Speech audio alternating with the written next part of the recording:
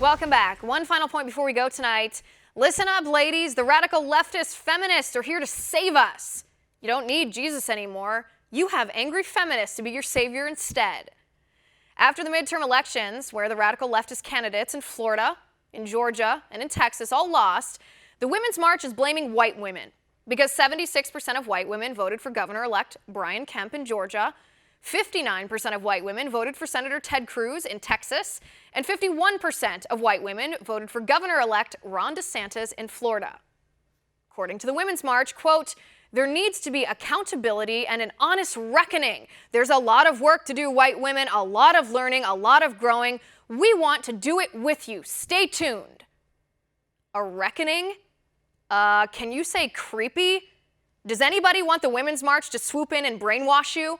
Does anybody want to be indoctrinated by Linda Sarsour, who thinks Sharia law is reasonable? Yeah, no thanks. In 2008, the Democrats told us women to vote as if our lady parts depended on it, as if we women don't have brains. I responded by saying, I don't vote as if my lady parts depend on it. I vote as if the freedom and prosperity of my nation depend on it. Do radical feminists still not understand that we women have brains?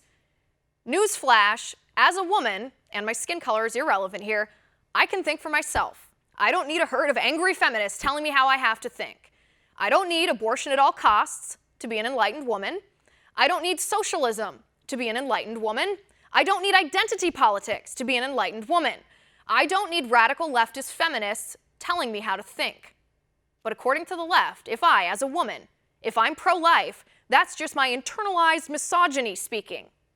Let me tell you, any woman who has ever been pregnant knows that it's a living human baby inside her. If I'm a Republican woman, according to the left, that's because my husband tells me how to vote and I obey him without question. Actually, in my household, my husband and I discuss politics as equals, and sometimes we disagree. If I, as a woman, celebrate my Second Amendment right to keep and bear arms and defend myself and my family against deranged lunatics who would hurt me, according to the left, I'm putting my own life at risk. Actually, I'm choosing to protect my bodily autonomy and my family's. But this is the left. You're not a real woman. You're not enlightened. You're brainwashed and controlled by your patriarchal husband if you don't vote the way radical feminists vote. Here's an idea. If you leftists want to win the vote of white women, why don't you propose some policies that are good for us? Why don't you ditch socialism and identity politics and abortion at all costs and gun control and government-run healthcare and all the rest of the dumb ideas? Why don't you instead offer to lower our taxes and encourage women to start businesses and give our healthcare to the free market so we can choose what's best for our families? Why don't you encourage women to defend ourselves with firearms? And for the love of God, why don't you stand up for the 500,000 unborn women who are brutally killed by abortion every single year? I don't vote Republican because of the color of my skin. I don't vote Republican because of the color of Democrats' skin. I vote Republican because there is only one party who champions freedom and liberty and justice for all people, and that's the Republican Party. And that's my final point.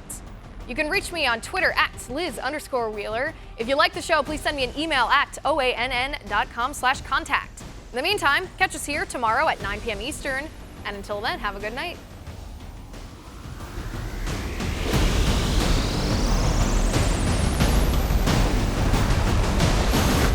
Want to see more videos like this? Click on the link below and subscribe to One America News on YouTube, and call your cable provider and kindly demand that One America News is added to your lineup. Call and subscribe today.